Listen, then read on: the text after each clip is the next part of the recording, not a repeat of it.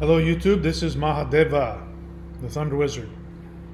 Alright, so today I'm going to share with you an interview that was done between me and the Wizard Factory. If you're not familiar with them, they have a website, wizardfactory.com, and they have a YouTube channel, the Wizard Factory. And so they had contacted me and asked if I would do an interview with them talking about one of my books. Odin Says Jesus Was a Coward. And so I came onto their show and we talked a little bit about the book. And then we launched into what I thought was a phenomenal interaction and communication that went on for 2 hours.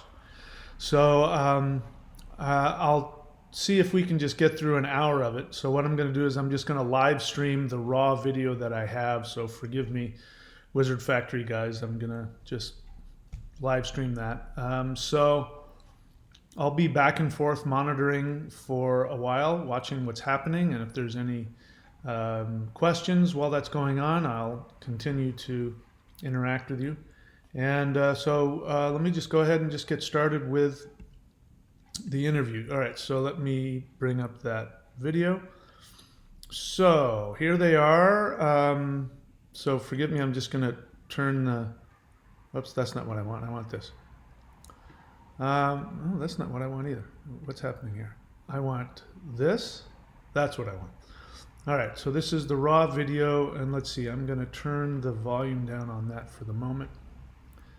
And yeah, this is just they're just getting ready to record here, so forgive me. It looks like I said, if you want to watch it on their channel, they've got it all edited and it looks all wonderful and great. But let's see, let's get the sound back up here. Welcome to the show, everyone, to another episode so of the I'll Wizard Factory video podcast, where you subscribe for weekly videos exploring deeper understanding of the universe and ourselves. My name is Logan Hart.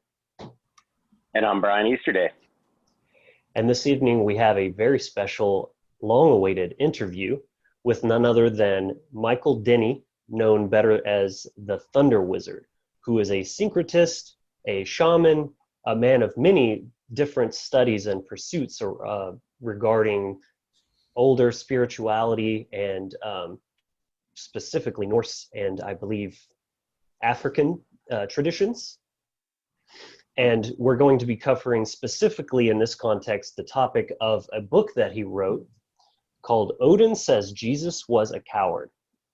And Brian and me are really big fans of this book, both, and we would love to get into some of those talking points on this really interesting subject. So, Michael, welcome to the show. We're so honored to have you, man.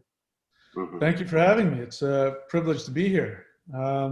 Yeah, so I am a syncretist. I came from traditional WASPy Christian American background and then walked away from Christianity devastatingly and then got involved in, as you said, other traditions, including Taoist mysticism, East Indian Kundalini yoga, mantra, West African shamanic drumming, and then, yes, later on in life, as the result of actually trying to finish my studies in the Taoist sect I was in, I got kicked out, because of politics and things like that. And I started looking into Siberian shamanism, thinking that might fill the gap. And I was on YouTube and there was this Native American and he was going off about white people stealing his culture and stealing his religion. And I was furious because Siberian shamanism was not Native American, and what the hell is this guy talking about? And I was so angry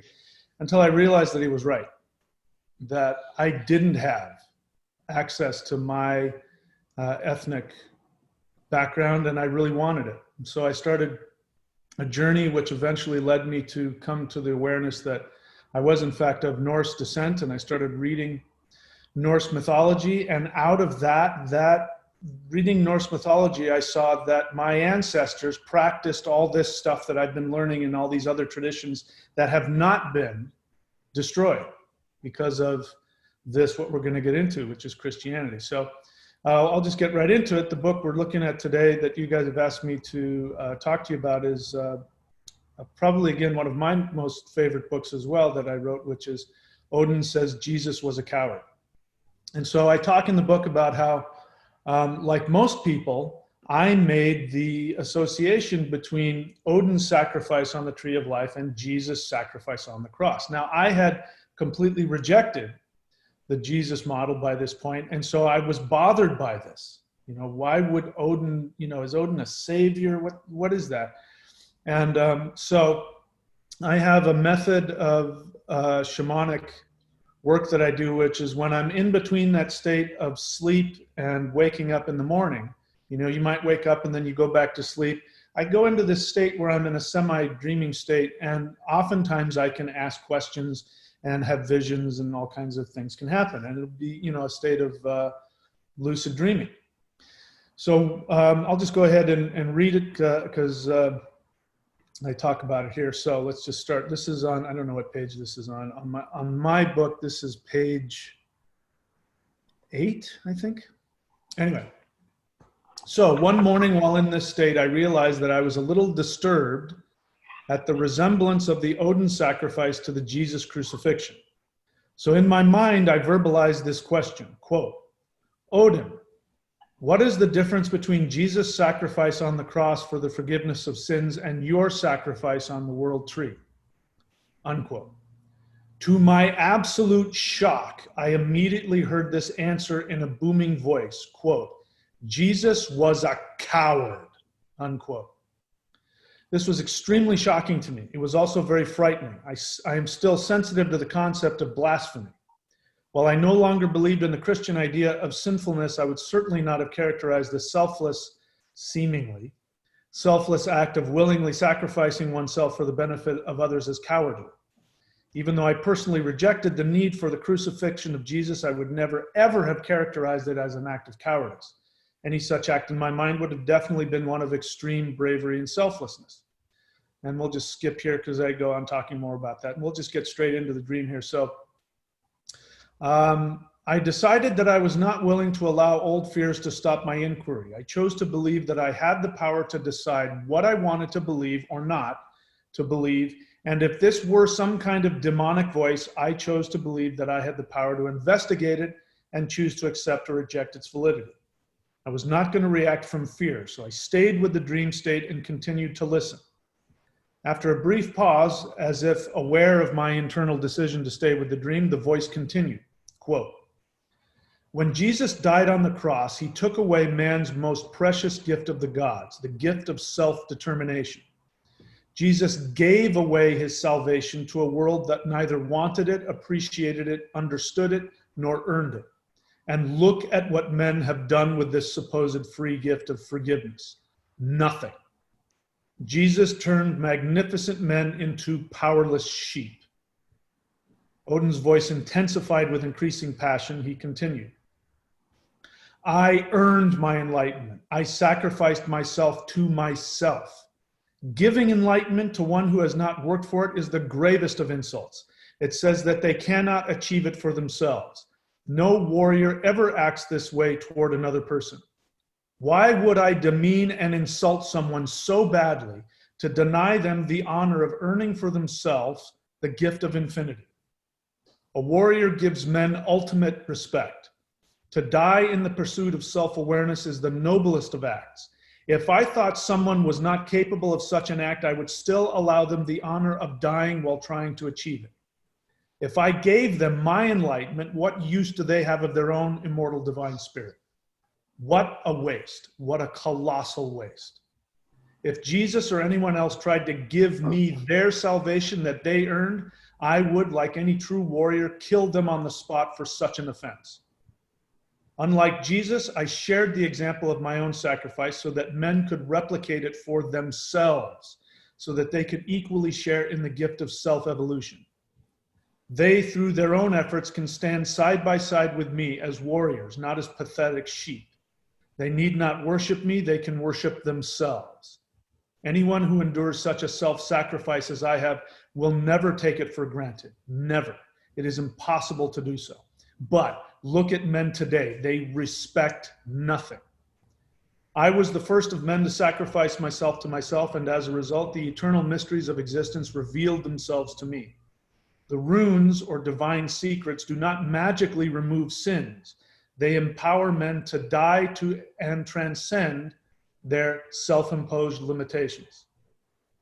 The only path to true evolution is that of the warrior. Without the warrior spirit, men will fail. I am a warrior. Jesus is not. He is a coward, and he teaches men to be cowards. I will not condescend to mankind by attempting to change his mind. He has made his choice. He has chosen to abandon the path of the warrior, the path to his own self-transformation. Man has chosen to give Jesus control over his eternal destiny. Jesus was a slave and a sheep, and man has chosen to follow Jesus' example. I will respect man in whatever decision he makes, regardless of how disgusting it may be to me. For me, there is only one sin. That is to deny oneself the realization of one's full potential, unquote. Yeah. Very powerful words there. You know, I mean, just so much in that. It does such a wonderful job of summarizing the difference between the warrior mindset and just the mindset that we see in monotheism. Like, not only is it and his energy, it's that woad, it's that very intense, that kind of fury, this very, and that's what I love about the Norse pantheon as well, that I've recognized, is they do very much have this fire element, this kind of intensity to them. It's full of love, it's very upfront, it's very authentic, but they're not afraid to show their emotions or show how they're feeling about something, and kind of bring that passion or that fiery nature to it. And you see here the passion that not only does, and the respect not only does Odin have for himself as a warrior, but for every other human being. You know, like in there he's saying, like, even if they were to fail in the pursuit, I would still allow them the honor of dying, like going after that. Like, that's the ultimate respect, to know that, like, you know, like, no matter, like, it's their right, it's their choice to walk their path, and to succeed or fail is totally on them. It's a mindset that's based in sovereignty and understanding free will, and that we each have to create the reality that we want, and no one else can do it for us. Mm-hmm. And another thing to note, I think, is how you can really measure a person, I think, by their values. And I think that did a great job signifying the values of a spiritual warrior, is one that values self-transformation, self-awareness, self-discovery above everything else, to the point that they will allow others to suffer in order to let them earn that for themselves. That type of thinking is absolutely not present in Christian thought whatsoever. Yeah, and it's more like a welfare state, a spiritual welfare state, where just like, give me, entitlement mindset. Well, and you think about, what is the payoff? The payoff for that kind of thinking is that's a really great way to control an empire. It's a really great way to control a society of sheep. If what you want is to be an elite ruler and have, everybody working for you in a machine, then you take away that. And so the way you appeal to people is by saying, I'm going to give you this gift. But that's really setting you up to then say, come on and take your seat in here, and then be part of the masses that works and slaves for my benefit, me being the elite, whoever I am. And it really shows, the change that happened when we, everywhere in the world, when we moved from living in connection to our immediate environment. We can call it, living in a tribe. We can call it, hunter-gatherer. We can call it shamanic. People will use whatever euphemism they want, but what it means is that there was an understanding. I mean, this was very common. Native Americans did it. Our ancestors did it. But if a child was born and that child was not capable of taking care of itself, they would let it die. And that sounds really cruel and horrible, except when you think about the fact that you've got this whole society, a tribe of people who need each other. if I'm not there to take care of you and you're not there to take care of me, everybody dies. So it was that noble warrior value of, yeah, you've got to work your ass off and you got to earn it. And Tacitus is really clear when the Roman historian, when he, and when Tacitus went and looked at the, traveled to see the Germanic tribes up in what was, used to be a jungle in what is now, Germany. It used to be this big jungle of just forest and nature. When he went up there, he saw that, the landowner and the, if they had, because they didn't have slaves, but they did have indentured servants, people that would work for them and lived on the land. And if the child of the indentured servant was treated exactly like the child of the, the landowner.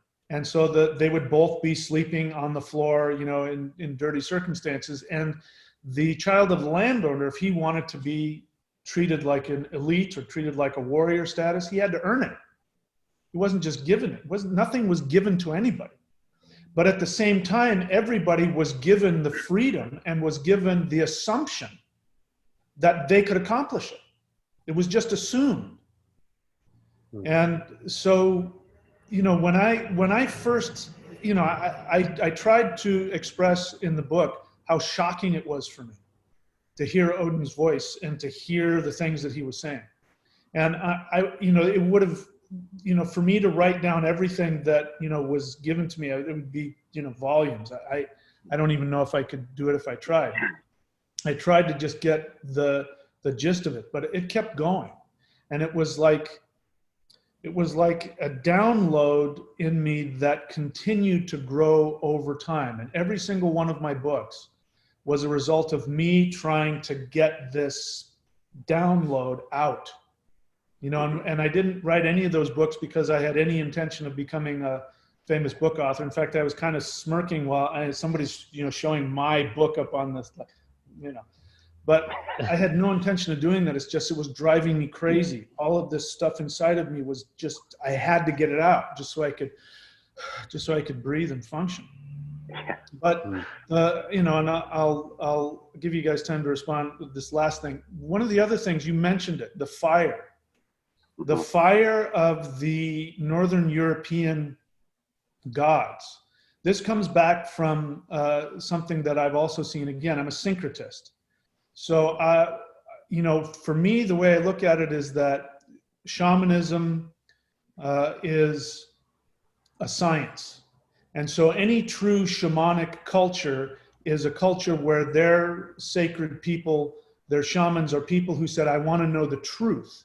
And so they're looking at energy and life as a science. If it truly is a science, that means we've got people on different sides of the globe who have no connection to each other, are going to come to the same conclusion, just like a scientist would. And so the myth from the Hopis, as I understand it, I don't have this, from any credible source other than anybody can find it on the web. But as I understand it, according to them, the first humans were one tribe, and the Great Spirit, whoever that would be, we might call that Odin, call it whoever you want, came to them and said, I'm going to send you off in 4 different directions to learn the elements. And so the people who went to go learn fire ended up going north. That doesn't make sense on the surface because the north at that time was under 40,000, which turned out to be 40,000 years of an ice age. Why would you go to be covered in ice to learn about fire? Well, because if you don't, you'll freeze to death. So they had to learn about fire in order to survive. And so that became our way of interfacing. The reason my skin is light, the reason why I have light eyes is because after 40,000 years of living in ice age conditions and interbreeding with Neanderthals, this is what you get. And so we became masters of fire, and all of our technology is based on it. I'm looking at, if I touch the bottom of my laptop, it's hot, it's fire, it's electricity. There's the lights and fire. My car has a spark plug. Everything is fire. And so the gods of our ancestors, the way that we learned to interact with them was through fire. And so if you apply that to your our heart is fire.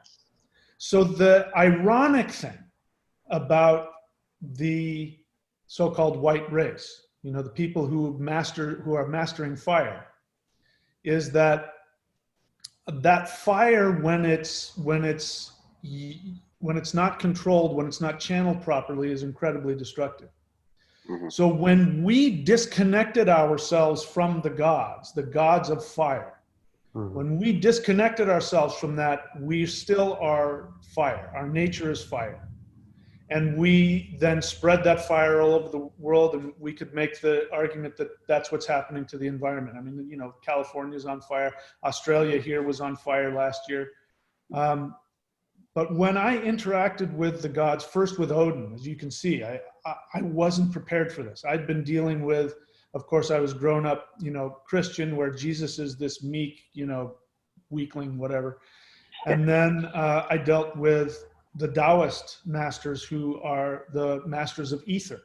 And so they're very calm. They're still intense. They're still very strict and unforgiving, but they're very calm. And their way of dealing with you is, if you don't know what the hell you're talking about, if you're disrespectful, they just turn their back on you and walk away. So I was used to that vibe. So here I am talking with the master of conscious awareness, and he is full of fire, and he's full of what seems like rage to me. And then there was one time where I was talking about Thor, and I remember that I was feeling insecure about it and embarrassed. And I said something about Thor being immature or something like that, because I was buying into the stereotype of Thor. And so I was coming from my insecurity. And the moment that it came out of my mouth, I felt Thor say, "How dare you criticize one of your family members? Don't ever talk bad against your family again." And at first I felt so badly, like I had been scolded and beat up by this really horrible thing, until it dawned on me, he called me a family member. He was talking to me as though I was his brother.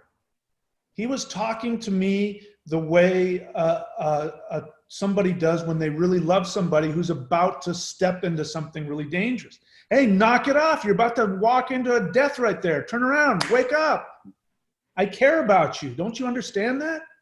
Like mothers, when, children run out in the street, they'll grab them and they'll yell, "Don't do that." And then they say, Yeah. "Don't you understand how much I love you? Don't do that." Yeah. This is what's missing from us.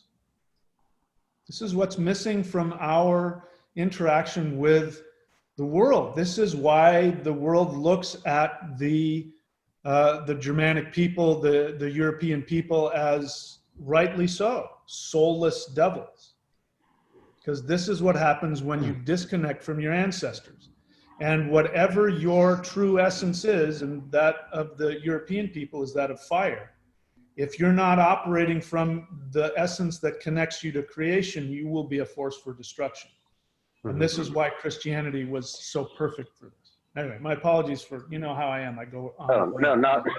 We love it. That's what we like to get into. That's interesting, because recently we did an episode about chaos and order, and got into different elements of creation and destruction and all that, and we kind of realized that destruction is a form of creation, because everything that you're doing to influence reality and change the current state of things is a form of creation, even if it's destructive.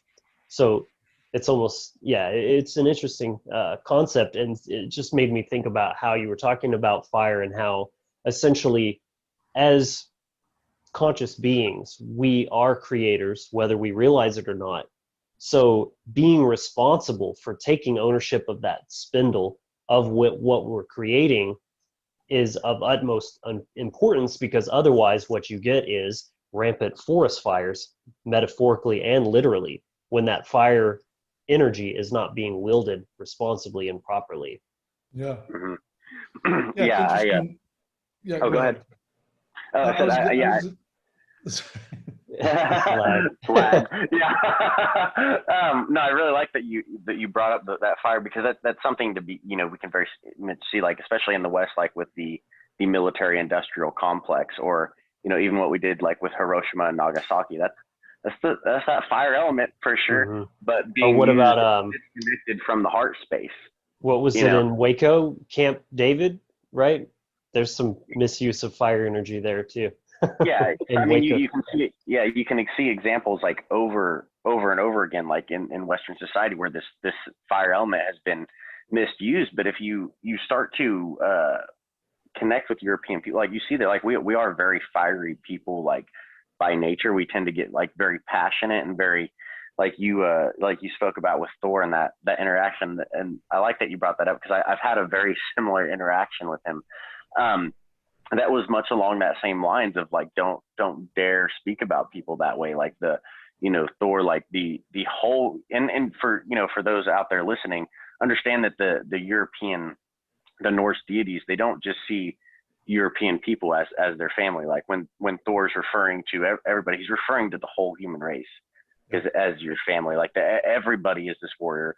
We're all inherently powerful if we just choose to step into that. And it's that passion and that fury that I think our modern society, like, it's not used to, because we've been so disconnected from that when we try to like connect with it in an authentic way, what it does is it stimulates that heart space. And so many people aren't used to being able to tap into that they get off put by it at first. They mistake that passion and that intensity, that load, for rage, when that's not what it is. It's not rage or anger or hatred coming from any kind of a unhealthy place. Like you said, like the mother who picks her child up before he goes, like I'm a parent, I have a 2-year-old.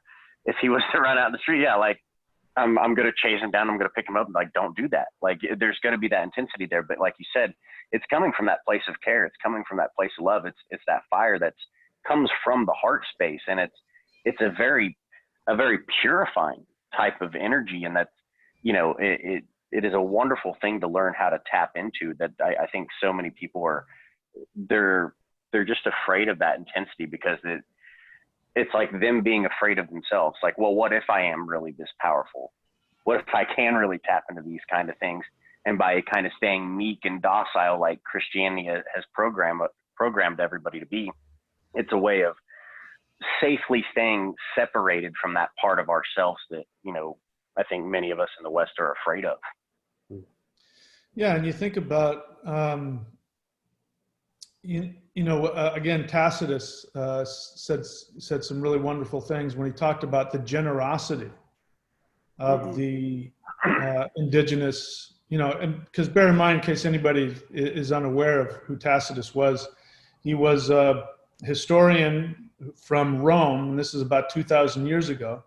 And just to set the stage, as I said before, what is now, what they called Germania, which was basically anywhere above what is now France, it was a jungle. Of course, it was pine trees and all that, but it was lakes and marshes and thick forest. And that's one of the reasons the Romans couldn't conquer it, is because they couldn't bring their military machine into that thick forest. Mm-hmm. So here's 2,000 years ago, here's this civilized Roman, and he's going into what would be the same as somebody going into the jungles of Brazil, trying to find the uncontacted tribes. That's our ancestors. The people who have been ruling the world, that's who we were. We were those most primitive of people.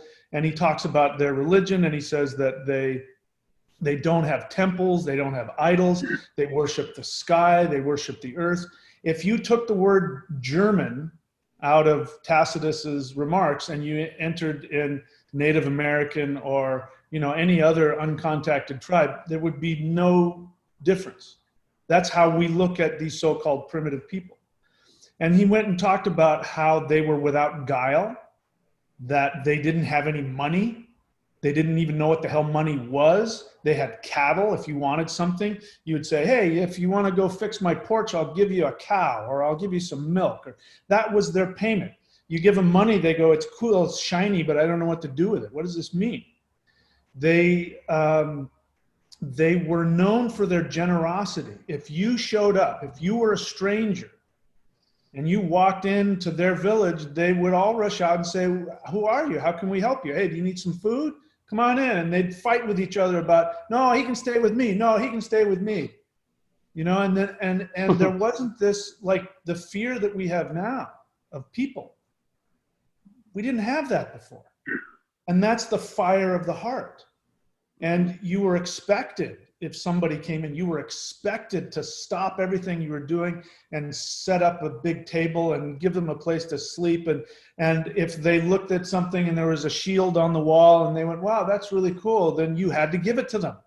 You like that? Okay, here, have it. But then you had to be prepared if they liked something, you know, they liked your knife. You had to give them your knife. This idea of Gebel, this idea of Wunjo, this idea of the fire of love, the fire of friendliness. This was what fire was about. And of course, it meant the fire to fight for your family, to fight for your neighbors. If somebody was attacking your neighbor, you had to go fight for them. So this is one of the things that the European society has done, which is, you see this with, if, World War II, for instance, World War I, somebody that's our neighbor, somebody that's our friend is getting attacked. We have to go and defend them. We've ended up using that in a negative way now, where we're policing the world in ways that is not about, helping each other. But again, that's where the fire's still there. It's going to come out. The question is, are you going to connect it to its original intent, or are you going to allow yourself to be manipulated, which is what I think happened, unfortunately. Allow yourself to be manipulated into that passive aggressive. I mean, it's so passive aggressive. But that's what kind of strikes me as interesting and a bit ironic too, is how you're saying the fire is still there. The spiritual warrior is still there too, but rather than them fighting for their own salvation, they're fighting everyone else to accept their fucked up version of it, basically. Yeah. Exactly. When I like in the book, you had mentioned that it's with, especially with the fire element, it's that fusion of the heart space and the mind that that is our birthright, even in, we can see a fire associated with the heart space, but even in Vedic astrology, like when I do relationship consults and things, we see fire being associated with the masculine. We have fire and air, masculine, water and earth are feminine, but that masculine, that fire, that's our action. That's what we're doing. So, I think especially as like European people, it's very much part of us fusing that heart space and the mind together is learning to take action from a place of care, from a place of love for our human family, of actually having respect for other individuals and like their right to have a different experience than us. That's really what we're needing, and that's the kind of energy that we need to be able to tap into to kind of reverse a lot of the monotheistic program that we see that it's such a dogmatic belief system. Oh, you have to believe this way or you're going to be punished for eternity, and it's a totally different mindset than coming from a heart space of having like respect for another being's sovereignty and for their path of being able to step into their own awareness and be willing to sacrifice themselves to themselves, just like Odin did. Right, because very fundamentally different mindsets. Yeah, we're still a very action-oriented society as well, very schedule-focused and go all the time. But it's like you're saying, the difference is it's not coming from that heart-based balance. It's all fear-based, survival mindset, cutthroat tactics, imperialism, that sort of thing. Yeah, it reminds me of the Aruda Lugna, which I know you guys are familiar with, which is the projection that we give off that is our success based on Vedic astrology. And if you're not aware of your Aruda and you fight with it, your Aruda is going to come out, but it's going to be the negative side of it. It's still going to come out. You can't stop it. And what I like about what you're saying, to bring astrology into it, is that Odin is often associated with Mercury. Every time I try to say Odin is Mercury, I can hear Odin say, you can't put me in a box. Not only that, yeah, you can't. But in terms of much of the expression, he has a lot of that mercurial aspect, which is the intellect, and he represents the fusion of the intellect with the passion of the heart. And being that he is an expression of consciousness in the northern people's mindset, then there's going to be that, quote, rage, like Odin is sometimes translated as rage. But that's that fire of intellectual, where the limits of the intellect actually are obliterated and the intellect becomes infinite. And so that's why he's a god of the mind, and that's why he's so associated with wisdom, and why his writings, and when he speaks, and when we read the Havamal, it's this deep wisdom. And again, we're talking about who is one of the most revered writers all over the world is Shakespeare. And Shakespeare, I believe, is that Northern European fire essence through the intellect and the heart, because Shakespeare is known for the connection to the heart and the love that he has, and this so brilliant his to this day. And that's how somebody's channeling something, because hundreds of years later, even though we can't quite make out all the language, it's stuff that it's just so beautiful. I wouldn't want to change any of it. Yeah, that's a wonderful thing about story and mythology, is that like it's so timeless. That the essence of the wisdom that's in there can be tapped into no matter where at in time space that you're like tapping into it. Yeah, it's like that thousands of years later, it's value. That truth is universal. Yeah. It's consistent all the way across the board. Can be accessed by anyone. Yeah. So something else in the book that I think is very important that you highlighted was the difference in how the sacrifice actually works versus sacrifice in the traditional animist or pagan mindset, in the sense that it's in equal energy exchange, that Gabo, as you're referring to earlier, versus the sacrifice of Jehovah sacrificing his son to himself, to the very narcissistic type of sacrifice. So would you like to kind of break that apart a little bit? I'd love to. So this is an important subject, because the majority of Westerners only know about sacrifice through the sacrifice of Jesus. And I remember growing up, and of course the church I went to would always try and find ways to show how other people do it wrong, and even our ancestors. And let me just say something that, again, I don't think people realize. I just watched it again. I was watching something on YouTube, something historical, and they were talking about the barbarians, and it was a guy, he was an English guy. Clearly, he looked like he was ethnically Anglo-Saxon. Not that that matters, but he was talking about the barbarians, and he was talking about them in the third person, as though they were some foreign thing. And I'm looking at him going, they're your ancestors. Why are you talking about them like they're somebody else? Like they're some alien race? They're your ancestors. We've been taught to think that way. And so when you're in church and the pastor is talking about how, then might be talking about the barbarians, the European barbarians, how they used to do these evil sacrifices to demons and blah, blah, blah.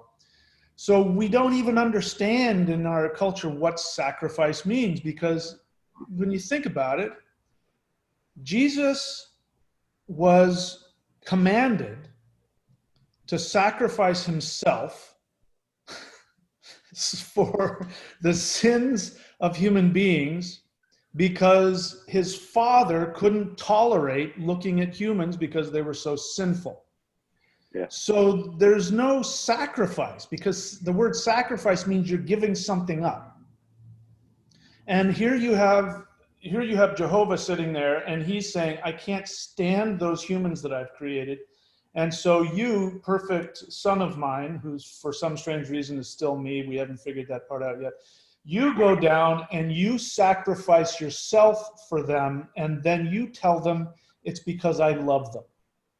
And then he says, Dad, I don't think I want to do that. Is it okay if I don't do that? And of course he says, no, you have to go do that. And then he says, no, I'm doing it for you. I'm selflessly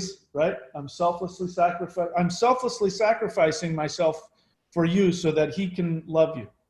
It doesn't make any sense. There's no A plus B equals C. Yeah. So traditional sacrifice, when, you know, again, let's get into the context of it. People are living without technology as we know it today. They're living in harmony with whatever's around them. They have to live in harmony with what's around them or they're going to die. And so they need to have the harvest. They need to have the rains. They need to have the, whatever the heck it is that they need. They need it. And they want to have a relationship with the earth and with the forces of nature, the gods, everything around them. And so in order to do that, they have to give. So they'll give something of tremendous value, which again, a cow. If you sacrificed a cow and you're living in a village and there's only a few hundred people in that village and there's only 10 or 20 or 30 cows in the, you know, the whole place, one cow would be like what, $500,000? It would just be a huge amount of money. The value would be immense. You're taking that thing that is really valuable to you and you are then giving it away to the gods. So the blood of the sacrifice and the, you know, when you're cooking the meat on the fire, that's going to the gods.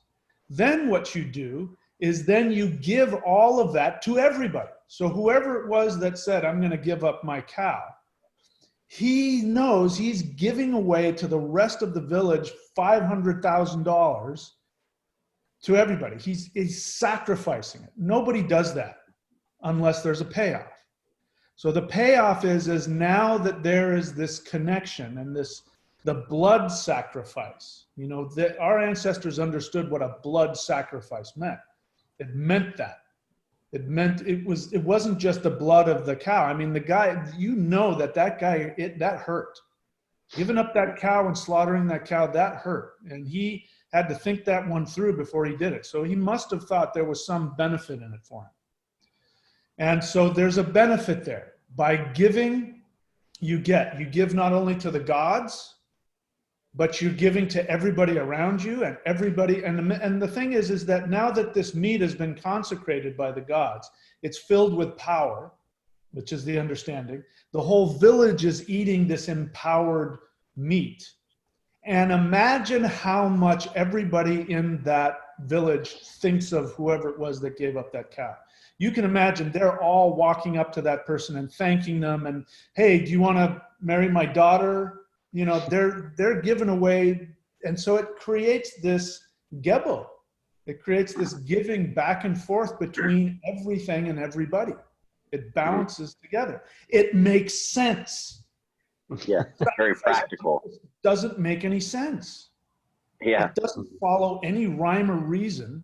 But what it does do really well is it taps into the, now by this time it has to be hundreds of, or maybe 100,000 years of human evolution of the understanding of blood sacrifice.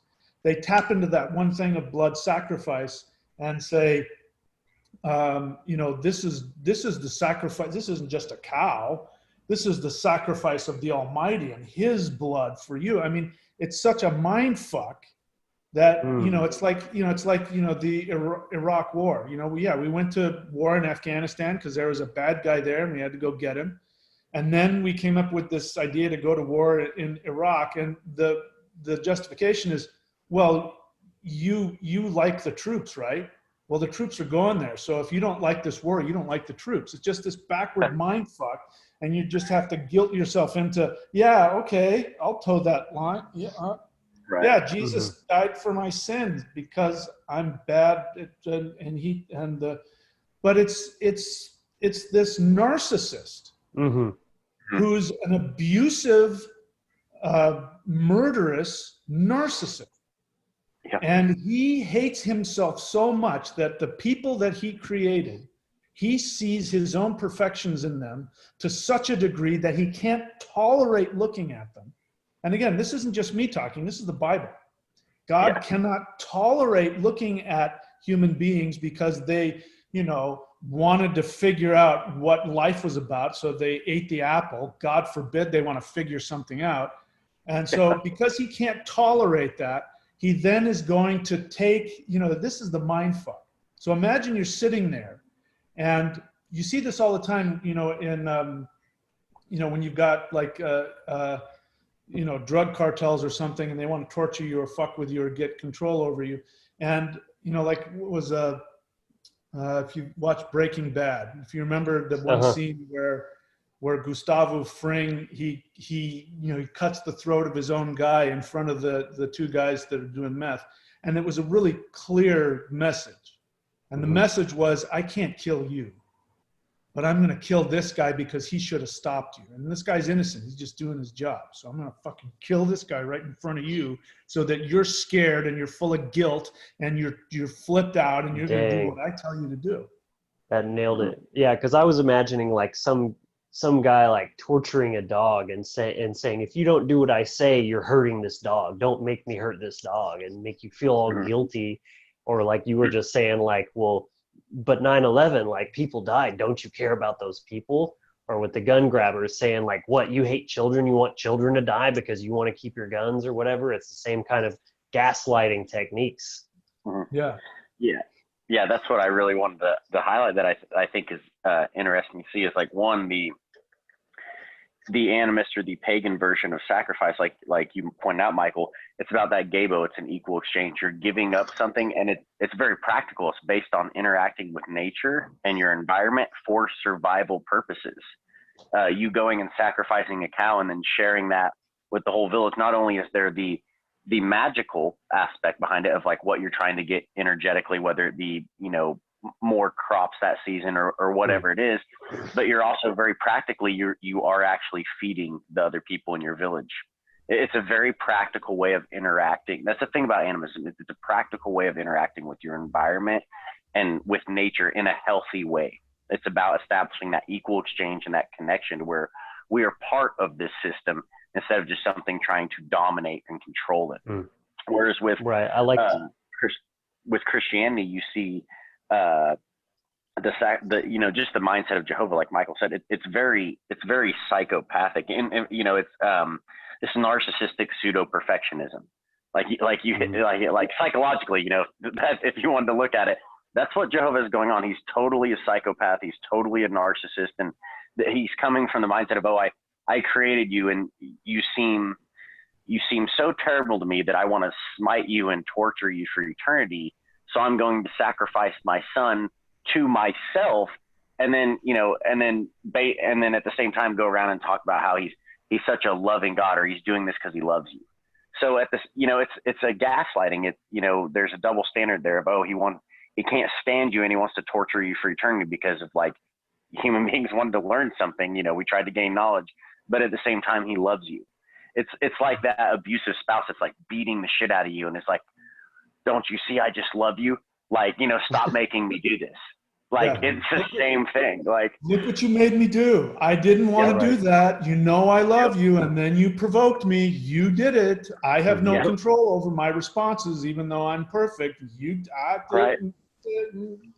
just no way not to feel horrible. Yeah. And the other word that came to mind for me was like spiritual domestication. Right. Because think about that. When you're domesticated, you aren't self-reliant. You don't know how to go after anything like for yourself. You're depending on someone to just give it to you. Like, you can't go hunt. You just got to hope that the meat shows up in the store. Well, this is the spiritual groceries, and people are so disempowered. They don't know how to get it for themselves. They're just like, so I just go over here up to the front to the congregation and say that I give my heart to Jesus, and then I'm fixed and absolved of all my sins and happily ever after, right? I go do the thing and then everything's great, right? Okay, cool. That sounds good. Magic pill. Yeah, exactly. Yeah, I like that you use the word spiritual domestication too, just being the fact that Christians love to refer to themselves as sheep. Like, and they don't, they love it. They love calling themselves sheep. Like, we just need our shepherd. But it's very interesting. Yeah, that spiritual domestication is that's a great way to summarize that. But go ahead, Michael. Like, you've got this symbol of Jesus as the shepherd. And so you got to take the full thing in context, because yes, the shepherd protects the sheep. Why does he do that? Because it's his meat. Yeah. He doesn't want the wolf eating it. He doesn't want the other guy eating it. I'm going to eat them. Yeah. yeah, he protects them when it's in his interest, but when it's also time to slaughter the sheep, guess what's he going to cuts their happen? They're throat. going to get Yep. slaughtered. So people are saying, yeah, I'm this, this beast of burden, and I'm a piece of flesh for Jesus to eat. And yeah, he protects me, he loves me, and that's why he's going to eat me later. No, that's interesting to observe, especially when you start to like, you study into more of like Judaism and kind of their view of Jehovah. You kind of see this worldview that Jehovah is actually like a demon, like posing as the creator, as a way of being able to keep control and like demons do, energetically feed off of and harvest human beings. So if you think about Jesus and Jehovah in that context, well, it makes very much sense why they would want to view themselves as a shepherd. It seems like this very benevolent, oh, I'm protecting you, I'm loving you, but it's all because I just want to slice your throat and cut you up to eat you whenever I want. It's because I want all your psychic energy coming towards me. And I think, and you mentioned this in the book, it's a great point of like, in the 10 Commandments, it's all about not worshiping anybody but Jehovah. It's all about giving him the attention, giving him that psychic energy. And that's, I'm definitely of the opinion that Jehovah very much is of like a kind of demonic nature or something to that extent, because nothing, no spiritual being that actually cares for others is going to deny others their sovereignty and their free will. And they as true spiritual beings would have the perspective of Odin, of Thor, of giving others that respect, allowing them to go after that path. And something that's trying to control everything else, that's a very, very different kind of energy. Yeah, it's interesting that you bring that up, because I remember when I was 7 years old, I remember having this feeling one day where I had like this feeling of, what if God is the devil and the devil is God, and the true God is being held captive and is being forced to pretend to be the devil? Like, in other words, are we being gaslighted? And then it's the ultimate M. Night Shyamalan movie. Yeah. Yeah, and then, and I was 7 years old. I didn't know, but it's so weird that now this is my as I hit middle age, this is my focus in life, is to actually reveal, yeah, we've been gaslighted.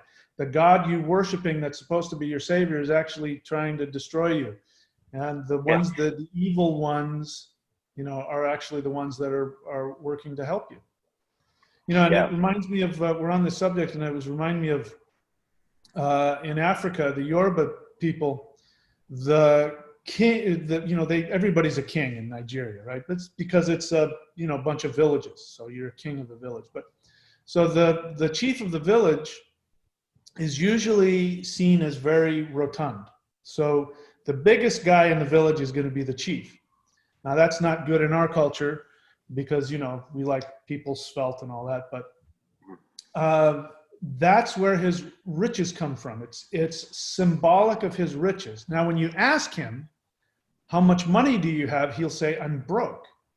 And you ask why? And he says, because I give it away to my people.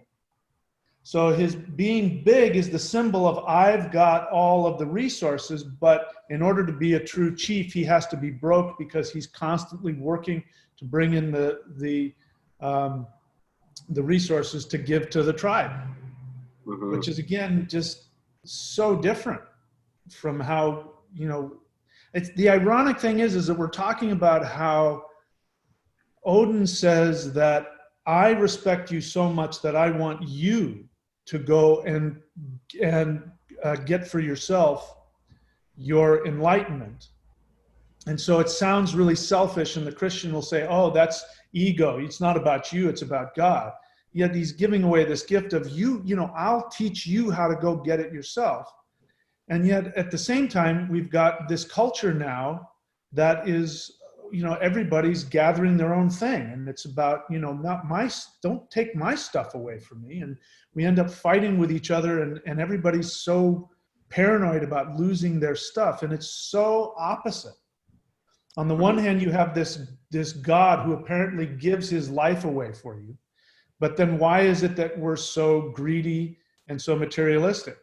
And our ancestors, who believed this blasphemous thing of you have to go get your own enlightenment. You should be proud of yourself and go conquer your own lands and get your own, glory. It was a big thing, right?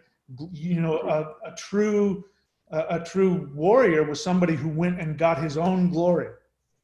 Yeah. But in Christianity, you can't do that. You have to carry your cross, and everything is God, and I give God all the glory. And yet everybody's, there's no feeling of having any abundance. Everybody's afraid and materialistic and selfish and greedy. And so, yeah, it's very interesting.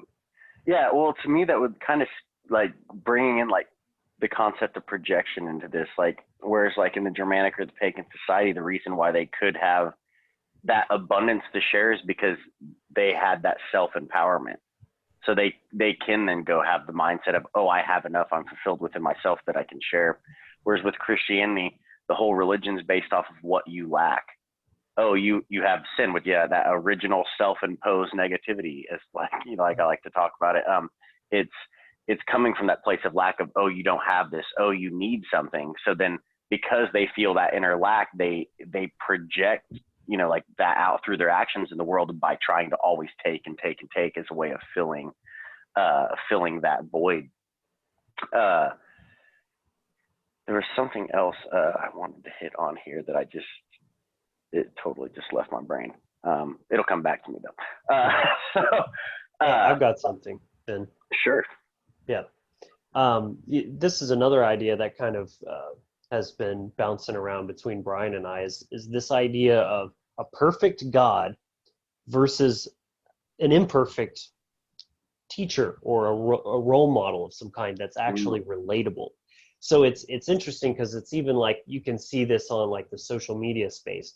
People resonate more with people that show their imperfections, who share their struggles and their sort of vulnerability. That's who you're going to relate with and allow to feel that inspiration come up from seeing that person who you can see yourself in their eyes.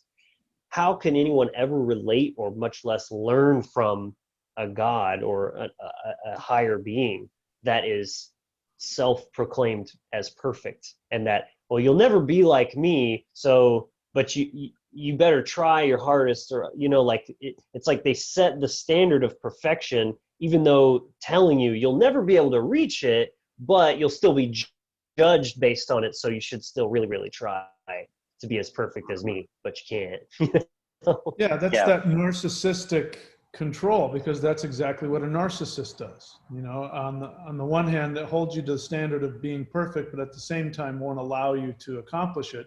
It's a great way of staying in control. Only a person who feels inferior inside is going to try to position themselves as superior to others. Only someone who feels that, like you're saying, that heart-based care, they're not trying to get one up on anyone. They just love everyone and want to be equals with them. Mm-hmm.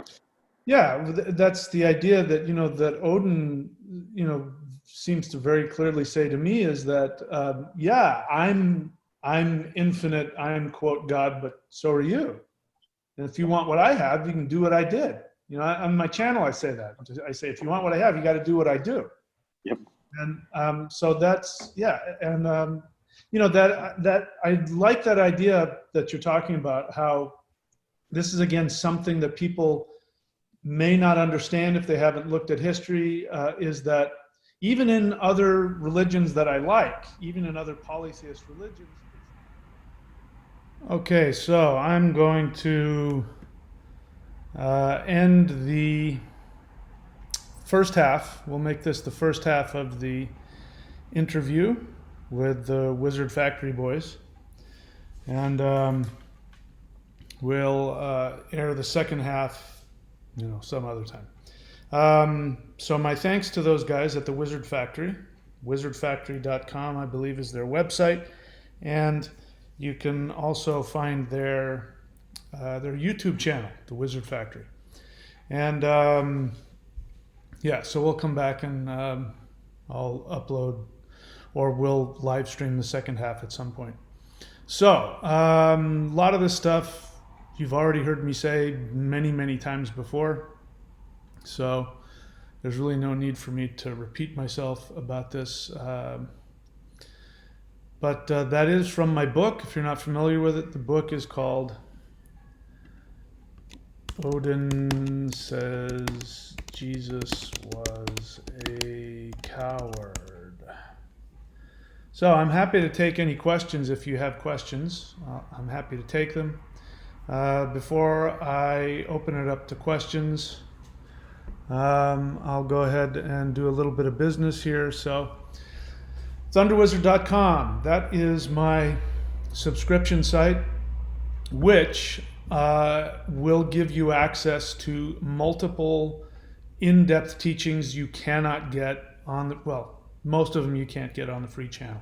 Look, if you like the free channel and you don't want to subscribe, we've got 1,000 plus videos on the free channel. So please make use of them. And they're everything that you need for everything that I teach. There's something more than enough available on the free channel. Thunderwizard.com site is what pays the bills. It allows me to do this on a regular basis and make this the focus of my my time and my work. Right now, what I recommend doing is going to the 90-day challenge. Go to thunderwizard.com, click around until you get to the Warrior 90-day challenge button and watch the videos about that.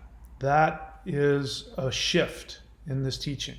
Like I'm doing right now, we do a lot of talking, and I love to do that. I love to explain things like, some already I can see in some of the interactions here, people are taking misconceptions and misunderstandings and they're talking about it as though facts. So I love giving you the facts. I love debunking the nonsense, whether it's in established religion or whether it's in modern day neo whatever, the stuff that you hear on YouTube and on the web. The majority of it is nonsense, and I love giving you real power. And so what I'm going to start doing, which I'm now doing with the 90-day challenge, is I'm going to give you the exercises, because we can talk about spirituality all day. And if that's what you want to do, great. That's not what I'm interested in. I want power. There's a reason why I call myself the Thunder Wizard. And I have more than enough. Luckily, I'm in this situation where I have what's called problems of abundance. I have to pick which powerful practices do I want. And I do practices that fill me with power so much so that I can feel it, that change my consciousness, my awareness, that change the cells of my body. I look at myself in the mirror and I can see, that I'm starting to get older. I run into people I haven't met before, and when I tell them how old I am, lots of them are shocked. They can't believe that I'm as old as I say I am. Well, part of the reason for that, if you don't agree with that, you won't hurt my feelings, but the reason for that is because I have, for my adult life, ever since my mid-20s, I've been doing powerful esoteric energy exercises to change the cells of my body. And I've been training with masters who believe that that human beings don't have to die, that you can transform yourself, at the very least, that you can live long, healthy lives and have all kinds of crazy supernatural experiences and powers. That's what I'm into. And I'm into that because it feels good and it makes me happy. The rest of it is all talk. So if you want to learn how to get to the power by doing the action, go check out the 90-day challenge. And you can try it out. If you don't like it, you can unsubscribe. What have you lost? But my guarantee is that if you do it for at least 30 days, you're going to see a huge shift in your life. All right, so let's see here. Let me just be once again clear. The best way to interact with me is to ask me an honest question. I am stubborn, I'm opinionated, I'm outspoken, and I'm easily offended. So if you don't approach me in the right way, you are asking to paint a target on you. Now, some people, if they come after me and want to pick a fight, that's one thing. But some people, most people don't. They just want to spout their opinion and they want to be part of the conversation. And they throw out an opinion and I say, no, that's not right. And they don't like that. and then the more that you double down, on why the election is rigged, I'm going to give you facts, and I end up maybe making you not feel good when the whole point of you coming onto the channel was to feel good. But one of the things that I really, really want to have some impact in changing is this overwhelming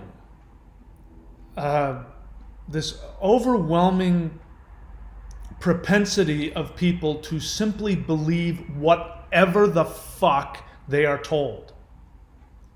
And you have two camps. And people argue because, like, here's one of my favorite ones. People will say, you need to do your research. If I say something they don't agree with, or if I debunk something, or I disagree with something that they say, you need to do your research. Well, research to them means me watching their videos, their favorite videos. Now, it doesn't matter that those videos or those people who are spouting those opinions or those, what they're saying could be pure hearsay. It could be absolutely false, could be completely fake. And people get emotionally wrapped up because they can't take their own emotional agendas out of the equation. And so if somebody comes along that says something that stimulates where you are already on an emotional level, then you believe it simply because you emotionally feel attached to whatever's being said. And then somebody like me will come along and say, that's not accurate. And here's why that's wrong. You feel I'm attacking you personally. And but it's really important to know what your emotional agendas are about anything. We just got through this election. Thank the gods. Somebody finally was crowned King of the United States, just so that we can now move on.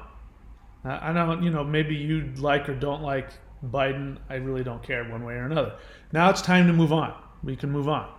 But it's amazing. You got two people, staring each other down. One side will say, the vote is being, the vote is being rigged. It's all rigged. It's all faked. And the only reason they know that is because they watched something on television or on YouTube because somebody said that. And the same argument could be made for the other side.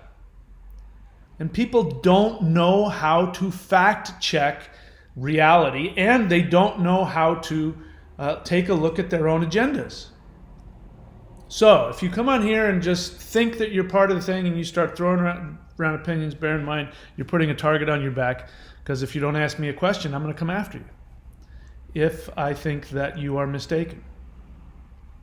Nope, there's no questions here. So I don't know where Zecharia Sitchin came up. I don't remember saying anything. Maybe I did. I doubt it. I don't think in this video I said anything about Zecharia Sitchin. If you don't know who Zecharia Sitchin is, he was one of the, if not the first person who started writing books back in the 70s about the Anunnaki.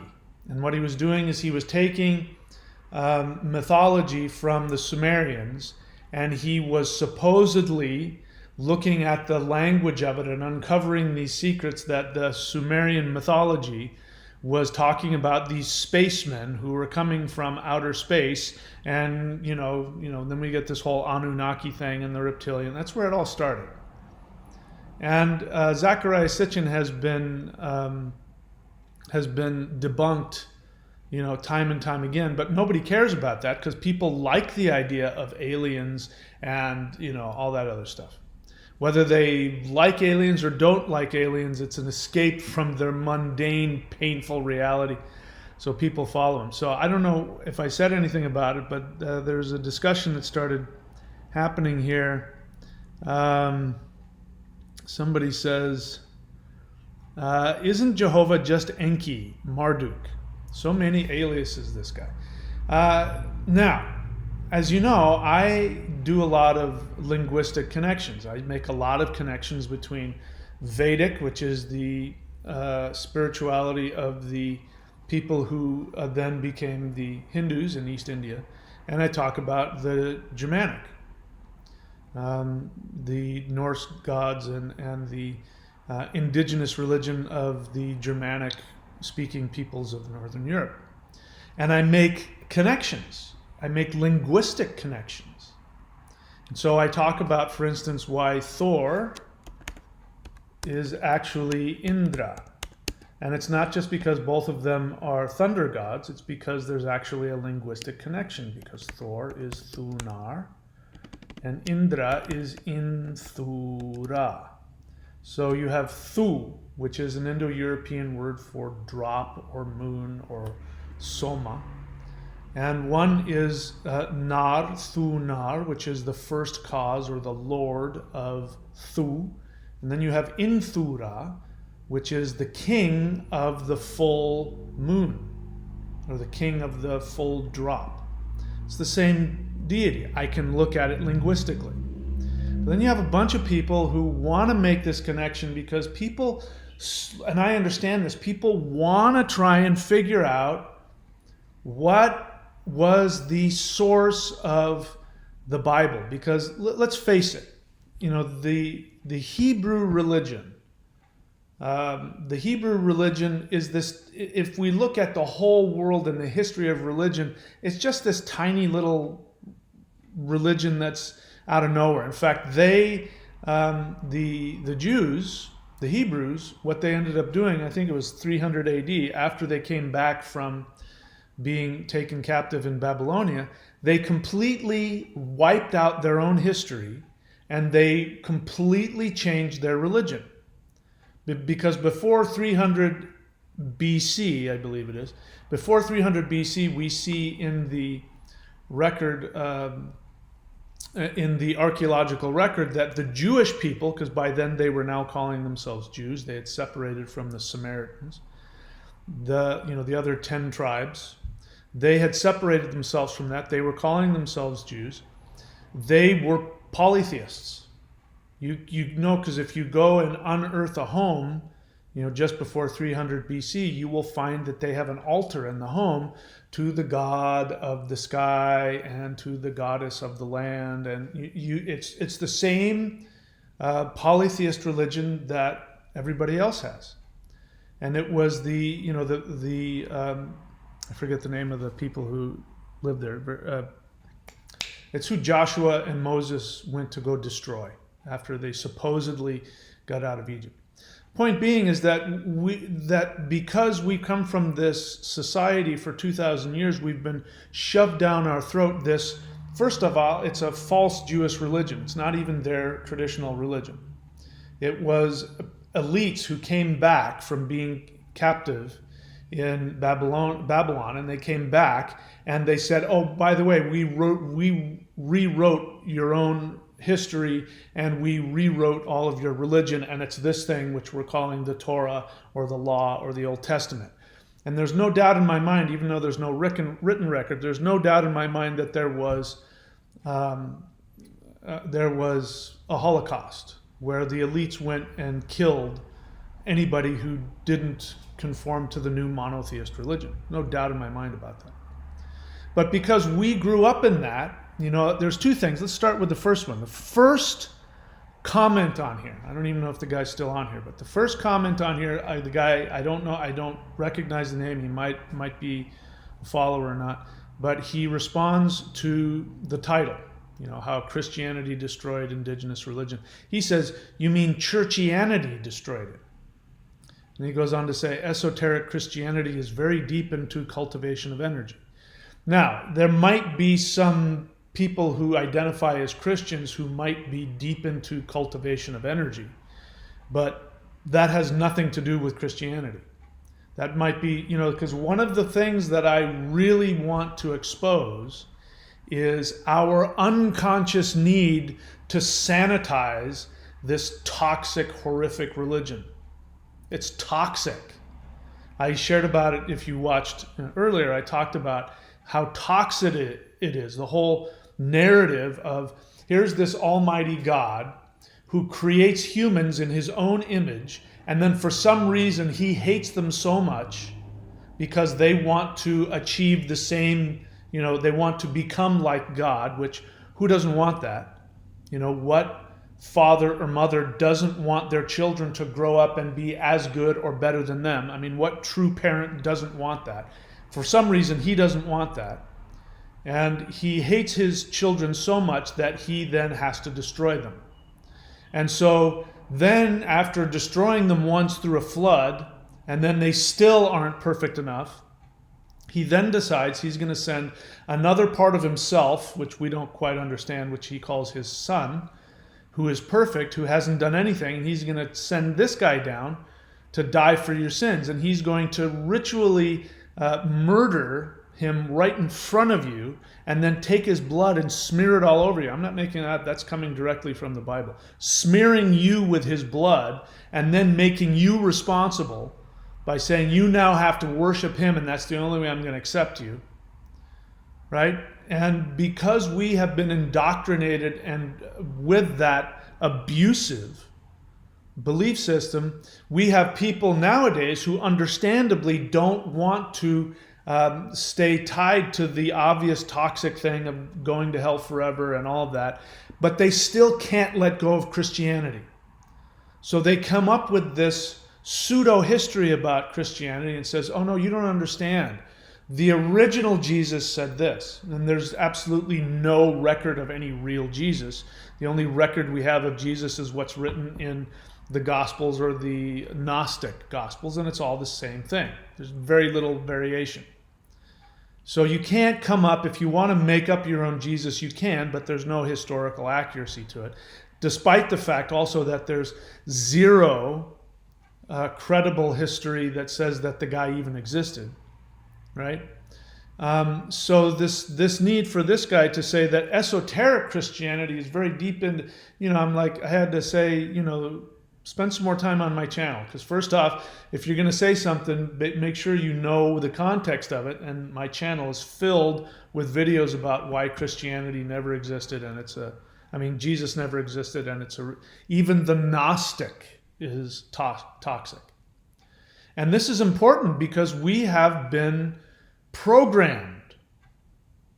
We have been like people who've been taken into, into torture chambers and mentally programmed.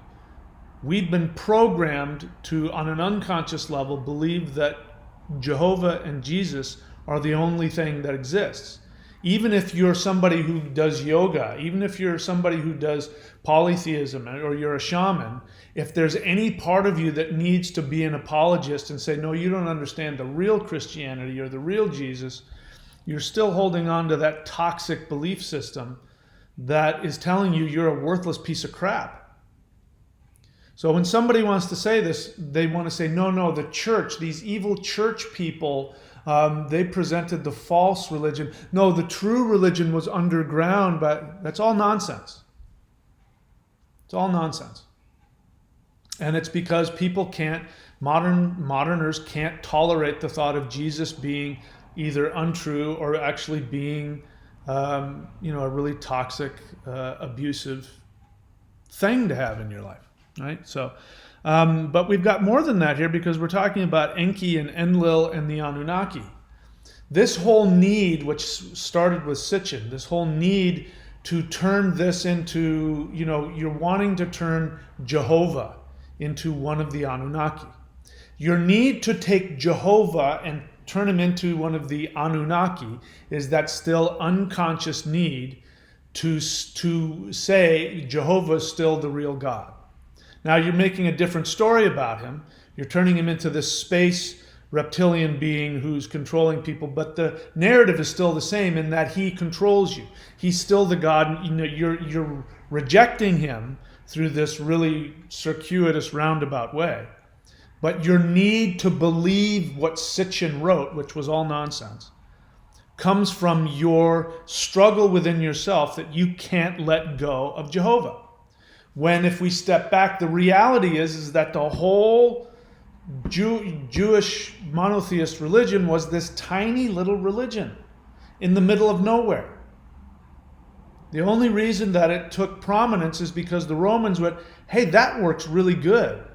They've got this. This is much better. We're polytheists and we're trying to control the world. We can't do that. They're saying that if you want to be saved at all, you have to believe in their God. And if we can just connect their God to our government, we're good to go. It's the only reason that people are trying to connect Jehovah with Enki. But the other thing is that, what I got into here is that Enki and Marduk, those are completely different languages. Jehovah is a different language group. So my point was, he says, isn't just Jehovah Enki, Marduk, so many aliases, this guy. And then there's back and forth. And then I said, no, Jehovah's not Enki. The whole Anunnaki stuff is nonsense. What I meant by that was the whole Anunnaki, the Anunnaki, that's a word from Sumerian, which has to do with the sky gods. That's all it means. And every single celestial deity is a sky god. The Aesir, you can translate the Aesir as celestial gods. So if somebody wanted to, they can say, no, the Norse talk about the Aesir, which means, what does that mean? That means space aliens. It doesn't mean that. It means the gods that live in the stars. The Anunnaki are the gods that live in the stars. It's the same thing. So the need to impose this other idea onto another indigenous belief system comes from your inability to let go of Christianity. It's where it all comes from. And when you can't let go of something, you either knuckle under and become part of the religious right, or you set yourself up and you fight against it. And this is one way to rebel against it while still believing it. And I'm saying just drop the whole thing. The Anunnaki are not space aliens. The Anunnaki are just the Sumerian understandings of the celestial gods. That's it. But the word Jehovah has no linguistic connection to Enki or Enlil or any of that shit. That's what I was trying to say here. And then he says, yeah, I hear you. I'm not locked and loaded into any old stuff that no one can confirm. I surely wasn't there. You weren't either. I don't need to be there. I can tell by the language there's no connection. This is what I mean. You guys got to think. If you want to come onto my channel, you've got to be prepared to think. You got to let go of your emotional attachment and or be willing to look at your emotional attachments. So we need to go through a deprogramming. We've been a part of a cult. We still are. Western society is a cult. It's a monotheist cult. Even if somebody isn't religious, they're still operating from the dualism of monotheism. And we have to, I think, if we're going to evolve, this is why I work so hard to destroy Christianity. It's because if you don't, and you go the path of most New Agers, which is, no, Jesus is beautiful, and I just like some of the things he says. I like that God is love and, forgive and turn the other cheek, which I think are all great. Don't get me wrong. Those are all great things. Problem is you can never separate the narrative of Jesus from sacrificing himself for your sins. You can never, ever separate Jesus from the idea that you are a worthless piece of crap that your Creator wants to destroy. And that's really what I'm fighting against. That's why, I'm not against other religions. I'm a syncretist. I can go from worshiping Odin to worshiping Shiva to worshiping the Taoist dark warrior of the north to Shango. I can worship all the different deities, and even if I know they may or may not be connected, I don't have a problem with any of them. So it's not about being against religion.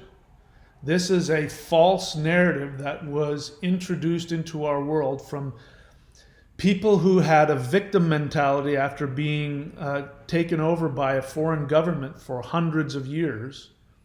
And they started looking for an escapist religion, and the Roman Empire said, here's the perfect one. Let's take this Gnostic escapist religion that these guys are trying to, and we'll commandeer it and we'll turn it into the state religion, and then we'll have it just like it is now. I'm watching now. I wanted to do some videos on it, but I'm doing research as I'm bouncing around And I'm enjoying all of the Christian prophets before the election who had prophesied that God had told them that Trump was going to win. And one thing that just blows my mind, I was listening to somebody was prophesying, saying, as God was speaking, that God had found a man after his own heart, and it was Donald Trump. And I'm trying to figure out how the hell Donald Trump became a good Christian. When did that happen? I mean, if you want to connect him to the Republican Party and conservatism, I mean, maybe we can have an argument about that, but I can be okay with that. But for a Christian to be so willfully ignorant of this guy's amorality, I mean, the guy who said, he's recorded saying that he grabs women by the private parts and he just kisses them whenever he wants because he can get away with it, among other things. I mean, we could keep going. How did that guy become a good Christian that is after God's own heart? See what I mean? I mean, the only way you can get to that space is if you have no ability to take a look at your own emotional agendas. And that's really what this is about. This isn't an attack on Christianity. It's an attack on human beings' inability, their immaturity, their emotional immaturity, their inability to look at their own emotional attachments to their thoughts, their beliefs, and their actions. All right? That was a long-winded response to why Jehovah is not Enki. Let's see, what else? And the other bad thing to do is don't double down. If I call you out on something that you say, I mean, you can. It's a free universe. You can do whatever you want. But if you double down and I choose to, take up where you left off, I'm going to make you look bad. Just don't do it. Just understand that I'm a shark, and when I smell blood, I'm not going to stop until I've devoured you. Just accept that about me, and we'll all do a lot better. Let's see, what else?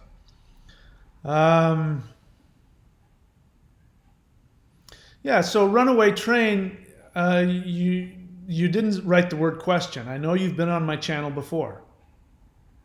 So if you want to talk to me, I would expect you writing the word question.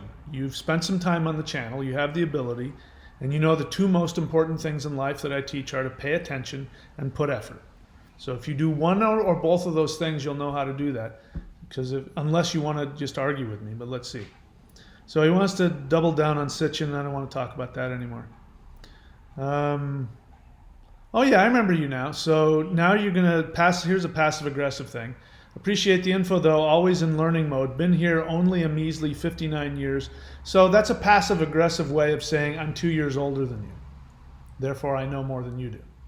So then start your own channel. There's no reason for you to be here. But, stop feeling sorry for yourself. Now he's going to say, what do you think powerful entities you speak of would say about this long-term worldwide lockdown? Why do we need to talk about powerful entities in the lockdown? Why aren't you just owning your own feelings about it? If you talk to me from your own feelings in a non-passive aggressive way, I will listen to you. You can disagree with me and have feelings. I'm not going to, if you say, I don't like it, it makes me feel this way, I'm going to go, I understand why you would feel that way, even if I disagree with you. So own your feelings. Don't try and triangulate. I don't know what these powerful beings don't care about our politics. They're not sitting up there in the heavens going, oh my God, that lockdown they don't have a political point of view. That's called projection. I know Australia is getting crazier as well. Maybe not in your immediate area, but anyway. Well, yeah, what does that have to do with anything? All right. What else? Nothing else. No other questions? Nope, no other questions. All right, so that's it. What else to say? I don't know what else to say. The thunderwizard.com site. Here's where I want to go with this. What's happening with me is I'm getting more and more involved in my esoteric practice, which I put aside. I put it aside, I was 30. I was celibate for 6.5 years. I gained huge amounts of power. All kinds of crazy things were happening. Personal things going on in my life, but at the same time, it was getting hard to function because I was vibrating on such a level. It was hard to function in just normal society. So I toned down those things, and I decided, I wanted to be more normal, and I did that. I was married, and then, was able to, get more physical and do my business and all that kind of stuff because I needed to do that. But now I'm getting to the point where I'm starting to get back into my deep esoteric practices. And so my body's starting to shift again, which means my perceptions are going to start shifting again. And so what I want to do is I want to start teaching these things. So I'm getting to that point where I can see there's an end goal here. Unless I become an immortal, which is very, the odds are against it. Unless that happens, I'm probably going to end up leaving this planet in the next 30 to 40 years, if I'm lucky. And so I'm wanting to pass this power along. If you want change, the only thing in my experience that's going to tip the balance, as it were, is energy work. Esoteric energy work and meditation. Now, along with that, you do also have to do all the other things I say. You got to drop the victim mentality, and you've got to drop the victim mentality, and you've got to figure out what your soul desire is and live that out. That's more important. But if you want to go to the next level, where you're starting to work towards that, that super being kind of thing, where you have the kind of power that you can feel this connection in your body, in your mind, without drugs, to this other realm of existence that can't be done without effective energy practices. So I'm going to start teaching more and more of those in a more direct fashion. My plan is to do it through the subscription site, but I'm not going to do that until I have enough subscribers. When I have enough subscribers, then I can focus all of my attention on my practice and on uploading the practices to you guys. And of course, I'll still be doing my regular channel like I am now. So that's a long-winded way of saying not only is it beneficial to me, but it's beneficial for you to go check out what's going on with that 90-day challenge, because that's just the beginning. The next levels are going to successively get more and more powerful. And the real question that I have to find out is this something that the world is ready for? Because in my experience so far, most people can't handle it. The emotional toll that it takes to die to yourself and to your limitations in order to have the energy is usually too much for most people. There's a small percentage of people out there that can become like Darth Vaders, who don't let go of their attachments, but they have the ability to handle the energy. And then there's the 99% of the rest of us who, in order to be able to handle the energy, we've got to be able to psychologically and emotionally mature. If you can do that while tapping into the energy, then you start seeing, what's really going on here, what you're really connected to. And instead of wanting to escape the matrix, you play with it. It becomes a toy that you play with. Reality becomes a toy. And, when I'm doing this work, there's no doubt in my mind about, is there another realm? Is there a life after death? Is there a spiritual reality? Are there gods and spirits and ancestors and ascended masters? There's no doubt in my mind when I'm doing this kind of work. I want to be able to share that with you guys. That's what the 90-day challenge is the beginning of. So I recommend subscribing if you choose to. Let's see what else. Mark Stratton throws in a question here. Are you talking about having psychedelic experiences without the psychedelics? I absolutely am. So, the reason why people do psychedelics is because it's a cheap and easy way to have what happens when you do achieve these states of immortality, which is on one level, the release of DMT, the God molecule. That's a very real thing. And that is produced and released in the centers of the brain. Now, what happens when you say do ayahuasca, for instance, or in fact, you don't even have to do ayahuasca. I don't know how it's done, but people can just get DMT straight off the internet. I don't know how they do that, and they just take it. So what ends up happening is you start to have the spiritual experiences, or the feelings that you're having a spiritual experience. We could talk about the validity of those experiences or not, but it comes at I said it's cheap and easy because you don't have to sacrifice anything on an emotional or psychological level. But energetically, it's hugely costly.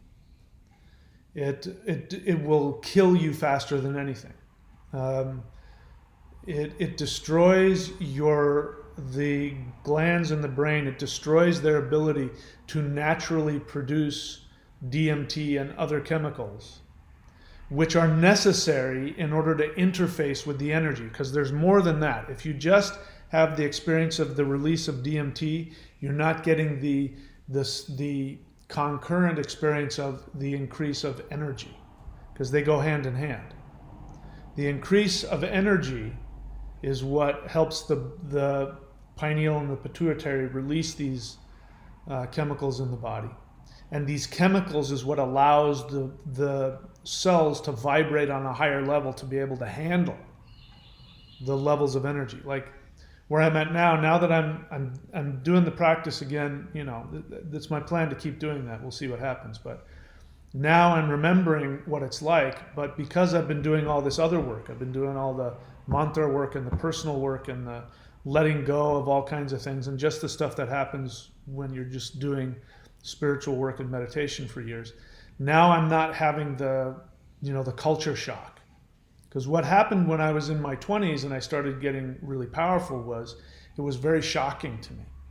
Like I said, it was very difficult to function. And I'm not having that experience anymore. It's actually now, the energy is very intense, but I'm actually able to function in the world. And I forgot what I was saying about that. That has to do with the fact that these chemicals that the brain releases and the cells of the body and the organs of the body start to shift and to change their vibration as well.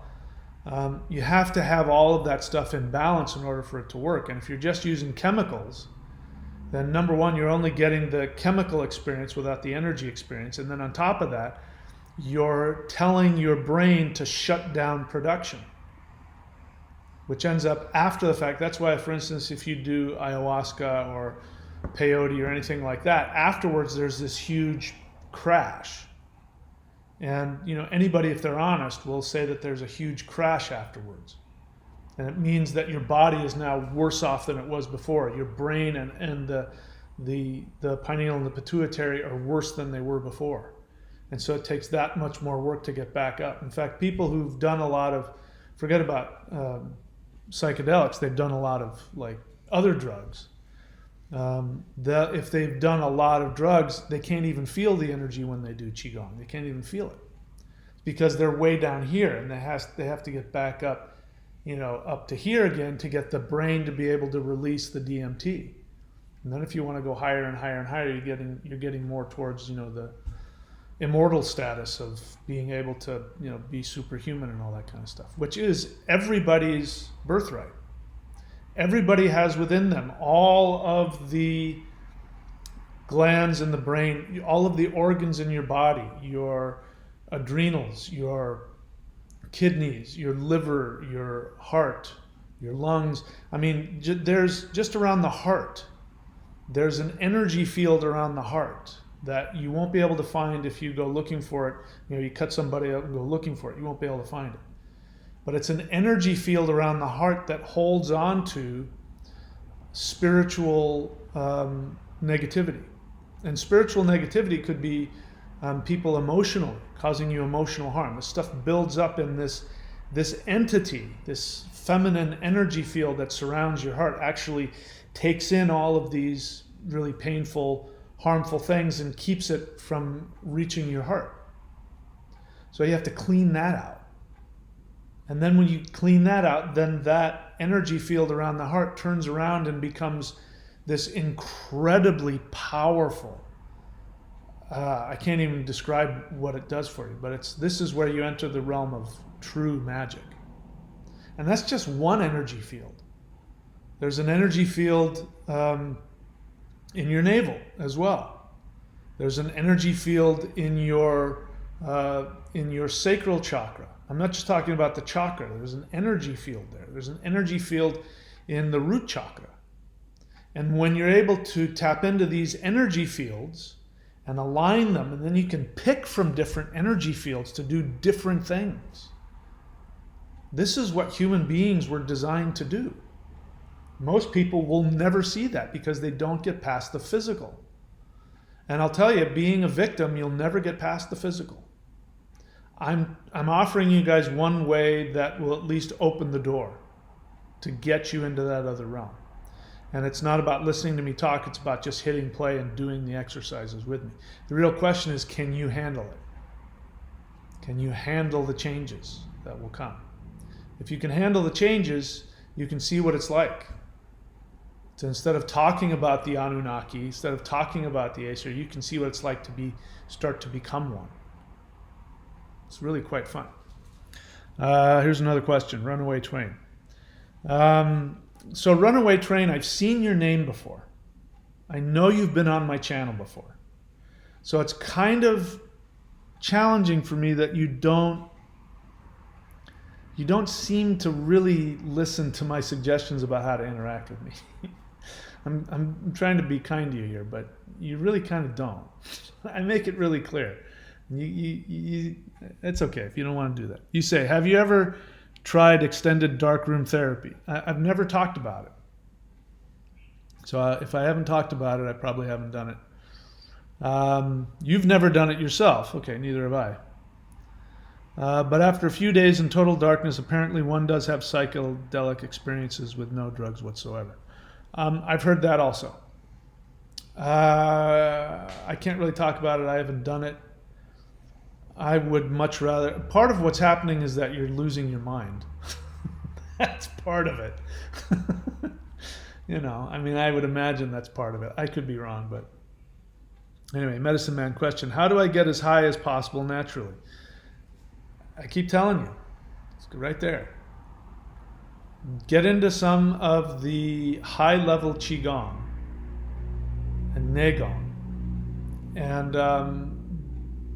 I'm sitting here right now. I have no chemicals in me, but I've been doing my practice and I'm really high. I'm feeling very high. My whole body is buzzing with this really blissful kind of intense energy. And if I wanted to, I would just go do some more practices or go meditate and I would get even more high from it. So the way to do that is to find a practice. I teach them. And if you're able to commit to them, any one of them, even if you go onto my YouTube channel and do Thor's Hammer Qigong, if you go do that for an hour a day, every day, for 30 days, you're going to start shifting into that. But you got to get rid of all the chemicals. If you smoke and drink, you got to stop doing that.